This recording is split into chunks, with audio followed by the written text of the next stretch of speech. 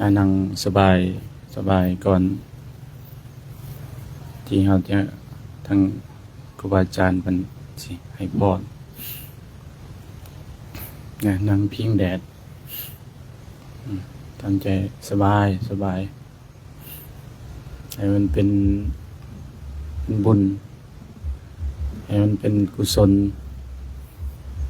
แต่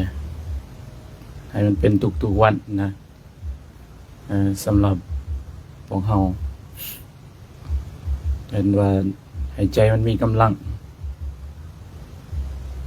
ใจมันมีกำลังให้ใจมันมีสติให้ใจมันมีปัญญาให้ใจมันสามารถแยกแยะอันใดเป็นคุณอันใดเป็นโทษอันใดเป็นประโยชน์และว่าเป็นประโยชน์ฉะนั้นพระพุทธเจ้า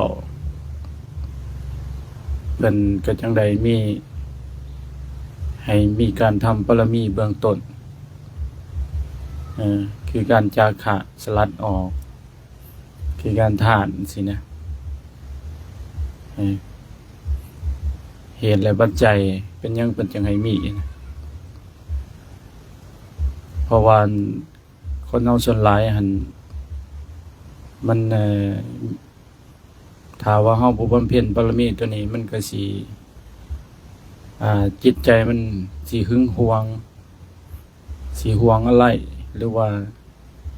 สิยึดติดในโลกโดยบ่รู้จักว่าการที่อยู่ในโลกนี้มันมีความทุกข์ส่ำใดนะยิ่งจิตก็ยิ่งเหมือนนกมันติดตังซะนะเหมือนสัตว์มันติดบ่วงติดแหวมันทรมานตัวการติดนะฉะนั้นพระพุทธเจ้าก็ได้ให้มีการทำปรมีเบื้องต้นคือการจาคะคือการท่านสลัดออกยิ่งสลัดออกหลายเท่าใดใจเฮามันก็ยิ่งวางเบาเพิ่นก็ได้เริ่มให้สลัดสิ่งที่ของน้อยๆสินะเป็นวัตถุก่อนสินะเป็นหูปก่อนจังคอยสลัดประเภทน้ำสิคือสลัดต่าง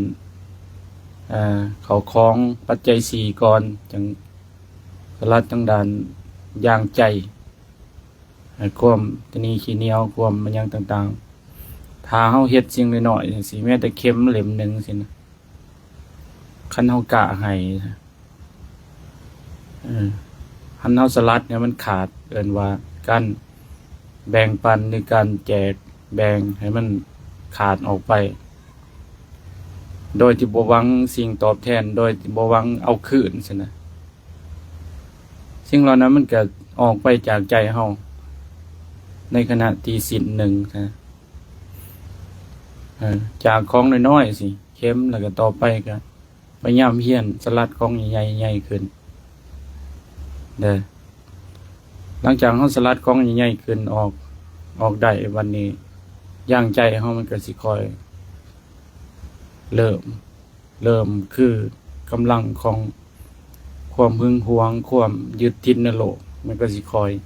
เริ่มเบาบางลงเพราะว่าเป็นหยังจึงสลัดออกแน่นอนเฮาก็สิบ่อยู่ในโลกนี้ดนเช่นว่าซั่นแน่นอนทุกคนก็ต้องหนีจากโลกนี้ไปโลกหรือวัตถุจังซี่นะมันเป็นเครื่องอาศัยนะรวมทั้งร่างกายของเฮาสิมันก็เป็นเครื่องอาศัยกันแต่ถ้าบ่ฮู้ว่าเป็นเครื่องอาศัยซั่นก็ได้บ่ฮู้จักใช้งานมันบ่ฮู้จักใช้ประโยชน์มันบ่ฮู้จักว่าสิ่งเหล่านี้มันเป็นของกลางๆเด้อคันเฮาใส่เป็นโทษมันก็เป็นซั่นนะใส่เป็นคุณมันก็เป็นซั่นนะคือร่างกายคันเฮาใส่เป็นคุณมันก็เป็นซั่นนะคันเฮาใส่เป็นโทษมันก็โทษหลายสำหรับผู้ที่บ่มีธรรมะสำหรับผู้ที่บ่เคยฟังธรรมแล้วก็บ่เคย ปฏิบัติมาก่อนก็ลำบากเนี่ยเพราะว่าเขาสิใช้ชีวิตแบบสันสัตญาณแบบสัตว์เลี้ยงสารไปก็กินกามเกียรติกลัวหาอยู่หากินไปแบบสัตว์คือกันนั่นแหละมันเกิดรู้แต่คุณสมบัติของมันจังซั่นแหละแต่ละมื้อมันก็หากินไปกินไปแล้วก็ค่ำมื้อก็เบิดไปอายุในวันหนึ่งวันนั้นต่อมาก็หากินอีกกินแล้วก็มีกามมีการสืบพันธุ์แพร่ออกลูกออกหล้านมา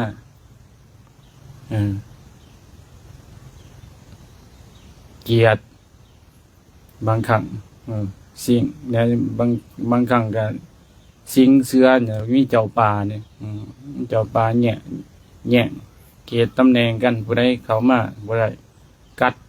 ทะเลาะวิวาทหึงหวงบัดนี้กลัวคือสิ่งที่กลัวทุกสิ่งทุกอย่างกลัวญาติเขามายึดกลัวญาติ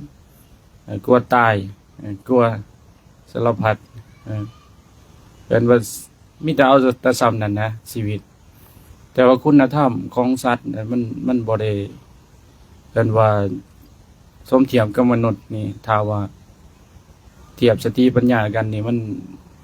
สิ้นเชิงกันฉะนั้นแต่ว่าเป็นมนุษย์เป็นได้ปัจจัยสูงเหมือนหนึ่งยุ่งมีดีที่แววคนนั่นนะหากใจต่ำเป็นได้แต่เพียงคนบ่สมที่ตนได้เกิดมาใจสะอาดใจสว่างใจสงบถ้ามีครบควรเอิ้นมนุษย์สาเพราะคิดถูกทำถูกทุกเวลาเป็นบิดาคืนวันสุขสันต์จริงใจทรงกระปกแดดร้อนเล่าไผมีเขาเกินว่าใจผีสิงพอคิดผิดทำผิดจิตพวิ่งแต่ในสิ่งนำตัวกลัวบายคิดเบิ่งเถิดถ้าไผบ่อยากตกจงหีบยกใจตนแล้วค้นควยให้เสียได้ก่อนตัวตายเวลาให้ยกใจเขาขึ้นมันจะสิเป็นมนุษย์นะเป็นมนุษย์กับคนมันก็มีความแตกต่างกันในคนปนเปกันทำบาปนี่แล้วก็ทำบุญแน่เล็กๆน้อยๆใช่แต่เป็นมนุษย์เนี่ยมันจิตใจสูงนะคือมีคุณธรรมเป็นเบื้องต้นคือศีลห้าเนี่ยเป็นมนุษย์เป็นว่าสมเทียมกันคล้ายๆคือเทวภูมิใช่ไหมเทวธรรมมีธรรมของเทวดาในใจคือมีฮิริโอตตัปปะใช่ไหมคือมีความเกรงกลัวต่อบาปใช่ไหมยานต่อบาปคันมีศีลห้าแล้วมันก็ยานเนี่ยยานบาปการบ่ข่าวบ่ลักบ่ตัวบ่แย่งคู่ครองบ่ดื่มของมึนเมาจังซี่นะคุณธรรมเบื้องต้นของมนุษย์จะได้เป็นว่ามันจะดีกว่าโคตรบ่เฮ็ดบาปซะนะมันก็ได้มีให้เฮามีการบำเพ็ญบารมีเบื้องต้นคือการสลัดคืนออกสู่โลกซะนะคือการจาคะเฮาสลัดออกไปเวลาเฮาเว้าง่ายคือเฮาสิตุ้ยหรือว่าเฮาสิตายใช่เนี่ยสิ่งที่เฮาเคยสลัดออกเบิดเนี่ยใจมันก็บ่มีสิ่งที่เฮากังวลว่าดินตอนนั้นญาติพี่น้องผู้นั้นญาติพาหนะสิ่งต่างๆเฮาก็บ่ได้กังวลนะเพราะว่าใจเฮามันมีความตั้งมั่นมันพร้อมแล้วพร้อมจะยังพร้อมจะเบิดลมหายใจพร้อมจะส่งโลกขึ้นคือส่งดินน้ำลมไฟสิ่งที่เฮามีในร่างกายนี่นะเพราะว่าเฮามาอาศัยดินน้ำลมไฟก็คือรูปคือธาตุธาตุก่อนธาตุจากธรรมศาสตร์นะสกลกาย คือว่าสากลมันเป็นของสากลหมดมันเป็นของโลกซั่นห่างไกลเฮานี่นะมันบ่แม่นของโตเฮาว่าซั่นนะเฮาจะได้เจ้าบ่แม่นเฮาสั่งมันบ่ให้มันแก่บ่ให้มันเจ็บบ่ให้มันตายบ่ให้มันสิ้นลมหายใจเฮาก็เฮ็ดบ่ได้อีซั่นบังคับบัญชาอันบ่ได้เพิ่นก็เลยว่าเป็นสากลกายคือเป็นเครื่องสากลเป็นของวัตถุคนทุกคนมีส่วนร่วมแต่ก็ต้องส่งเขาคืนยืมเข้ามาแล้วซั่นนะเมื่อเป็นจังซั่นแล้วก็ได้เฮาก็บ่ได้มาทำปรมีเบื้องต้นคือการสลัดออกเพื่อจะบ่ให้ยึดกับสิ่งดังกล่าวเวลานั้นใจเฮาสิขาดเอิ้นว่าการปฏิสุทธิจิตสุดท้ายการที่มันจะก่อโตแต่ถ้าเฮามีโลภโกรธหลงอยู่ยังห่วงนั่นห่วงนี่เอิ้นว่าความโลภอะไรอาวรณ์อยู่แน่นอนตัวอาสวะกิเลสตัวนี้มันสิหุ้มห่อใจเฮาบ่สามารถที่จะบังคับบัญชาว่าสิการจุติของเฮามันสิไปดีบ่คติที่ไปของเฮามันก็บ่ได้ดีเพราะว่าตัวนี้มันครอบงำตัวนี้มันแทนใจเฮาโลภโกรธหลงนี่นะฉะนั้นคันตัวนี้ครอบงำมันแน่นอนเฮาก็ต้องไปเป็นเปรต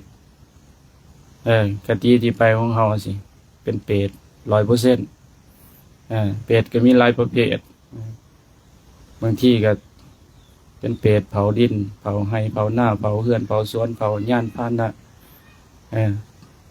ถูกทรมานบางครั้งแล้วแต่กรรมบางของแต่ละประเภทของเปรตนะบัดนี้อารมณ์ของความโทสะคือความโกรธครอบงำอยู่แน่นอนมันก็ต้องไปเป็นสันนรกนะบัดนี้อารมณ์ของการโมหะหลงทุกสิ่งทุกอย่างในมานะตัวตนหลงอวดยิ่งอวดดีคือประเภทสร้างนี่มันโตใหญ่ๆซั่นแต่ก่อนนั้นมันหลงอำนาจได้มันก็ได้เกิดไปเป็นสร้างก็ได้โตใหญ่โตครึ่งย้อนความโมหะของมันนะมันก็ได้ไปเกิดเป็นสร้างซั่นว่าวันนี้เฮามาทำใจโดยการที่เฮารักษาศีลหาบำเพ็ญปรมีกติตัวนี้แน่นอนเฮาได้เกิดคุณธรรมของความเป็นมนุษย์เฮาก็ได้เกิดเป็นมนุษย์อีกเช่นว่าเพราะว่าเฮามีสิ่งดังกล่าวยับขึ้นเทิงอีกสูงกว่าภูมิมนุษย์คือสวรรค์เฮามีความหิริโอตตัปปะมีความหยั่นต่อบาปเพียงกว่าต่อบาปสวรรค์สันหนึ่งสันใดสันหนึ่งใน1 ใน 6ใน6สันเฮาก็ไปแน่นอนบัดนี้เฮามีปิติมีฌานมีสมาธิมีสมาบัติจังซี่นะฌานเฮาก็สามารถไปเป็นพรหมได้หรือว่าเฮาบ่อยากเป็นพรหมซั่นเฮาทำวิปัสสนามันแจ้งเช่นว่าเห็นทุกสิ่งทุกอย่างอยู่ในโลกนี้ตกอยู่ในกฎไตรลักษณ์ทุกครั้งอนิจจังอนันตาเฮาบ่ยึดทุกสิ่งทุกอย่างใจเฮามันโล่งวางใจเฮามันกลับคืนเป็นว่าใจเฮาเนี่ยมันปฏิโลมออกหยุดความคิดความปรุงแต่งอนุโลมเข้ามาหาเจ้าของเองคืออยู่กับลมหายใจตายในขณะที่อยู่ในสารอยู่ในลมหายใจโดยที่บ่มีอารมณ์ใดที่มันจะสามารถมัดใจไว้เอิ้นว่าเป็นเชื้อเพลิงในการเกิดอีกต่อไปวันนี้เฮาก็ผู้แจ้งแล้วเฮาก็บ่สามารถที่จะเกิดก็ได้ใจมันเด่นอยู่เอิ้นว่าใจมันสว่างไสวอยู่ว่าซั่นน่ะเป็นว่าการที่เฮาจะออกจากโลกจากวัฏสงสารคือการที่ทำวิปัสสนาฮู้แจ้งคันฮู้แจ้งแล้วมันก็ทำลายอวิชชาเพราะว่าอวิชชานี่เป็นเหตุเป็นมหาเหตุเลย มหาเหตุคือเหตุอันใหญ่เด้อที่ให้คนเฮามันมีความคิดความปรุงแต่งความงมง่ายความหลงความจังซั่นจังซี่โดยที่คิดแล้วก็เกินอารมณ์ขึ้นแล้วก็ยึดอารมณ์แล้วก็นั่นแหละเกินว่าภพเฮาเกิดตอนนั้นแหละภพศาสตร์ชรามรณะมันก็เกิดขึ้นมานะฉะนั้นเฮาต้องกลับมาหาเจ้าของเองเอิ้นว่าย้อนจิตที่มันยืดออกไปก็ให้หดเข้ามาในอยู่ในกับลมหายใจอยู่กับกายสินะอยู่กับกายอยู่กับพุทโธอยู่กับลมหายใจสินะคันเฮาตายในขณะที่อยู่กับลมหายใจโดยใจที่บ่ส่งออกอานิสงส์ของอานาปานสติสิ7ประการในตำราเพิ่นก็บอกไว้7ประการหาประการ1คือได้เป็นพรหมสั้น1ถึงสั้น5ที่2ที่6สินะได้เป็นเอิ้นว่าพระอรหันต์ตอนยังมีลมหายใจและสุดท้ายคือได้เป็นพระอรหันต์ตอนสิ้นลมหายใจเฮาอยู่กับนี่เนี่ยเพราะว่ามันบ่มีแนวเกิดบ่มีสิ่งเท่ากันเฮาดับพร้อมกับลมซั่นนะอานิสงส์มันบ่ธรรมดาตัวการที่เฮาอยู่กับตัวเองอยู่กับอานาปานสติฉะนั้นหลวงปู่มั่นเพิ่นสายกรรมฐานเพิ่นในเฮาท่องพุทโธกับลมหายใจอันหนึ่งอันเดียวกันอยู่เฮ็ดเวียกก็อยู่ท่องพุทโธให้มันเป็นอัตโนมัตินะให้มันเป็นอัตโนมัติแล้วมันสิพยายามเอิ้นว่าเป็นมหาสติมหาปัญญามันสิตัดเห็นทุกสิ่งทุกอย่างที่อายตนะภายนอกภายในของเฮามันผัสสะซะมันสิเบิ่งคล่องแคล่วทะลุปลอดโปร่งเอิ้นว่าจดจ่อต่อเนื่องเท่าทันนะมันสิเห็นนะกันเฮาพัฒนาตัวนี้มันสิว่างใจเป็นกลางๆซั่นเห็นสภาวะธรรมชาติจริงดังกล่าวนั้นมันแสดงปรากฏการณ์ของมันขึ้นมาอยู่ในโลกนี่นะมันแสดงอาการของมันว่าเส้นว่าต้นไม้ภูเขามันก็แสดงอาการของมันเติบใหญ่ขึ้นแล้วก็เหี่ยวแห้งตายไปรวมทั้งคนเฮาซะแม้แต่กระทั่งลมหายใจสิมันก็มีออกมีเข้าอยู่มันก็แสดงอาการปรากฏการณ์ของธรรมชาติของมันฉะนั้นเพิ่นก็ได้เว้าเบื้องต้นว่าการที่เฮาทำจากขาดสิ่งสลัดออกก็เพื่อบ่ให้เฮายึดให้เฮาติดความเป็นของธรรมชาติของจังซี่นะโดยที่เฮาบ่ให้เฮาปล่อยว่างให้เฮาปล่อยว่างแล้วก็บ่ให้เฮายึดให้เฮาติดให้เฮาบ่กลับมาเกิดเป็นเปรตเป็นอสุรกายสันนรกสัตว์เดรัจฉานอีกนะคือสีสมมาประกวดกี่เวลาเอาจักบ่การต่อไปครับพ่อ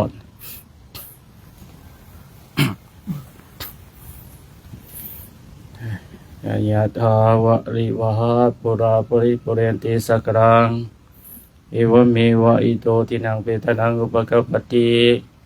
อิสิตังปฏิตังตุมังคิปะเมวะสเมสันตุสัพเพปุเรนโตสังกปาจันโตปนรสโสยะถามณิโสติรสโสยะถาสัมภะโรโควินาสันตุมาเตภวันวันธารายโยสุขีติกายุโกภวะอาภิวาทนาสิริสานิจังวุฒาปัจจายโนชาตารโอธรรมวัฏันติอายุวันโนสุขังภารังภวันตุสัพพมังคลังลาคันตุสัพพเทวันตาสัพพพุทธานุภาเวนะสัทธาโสติภวันตุเตภวันตุสัพพมังคลังลาคันตุสัพพเทวตานุภาเวนะสัทธาโสติภวันตุเตรังคันตุสัพพเทวตาสัพพสังฆานุภาเวนะสัทธาโสติภวันตุเต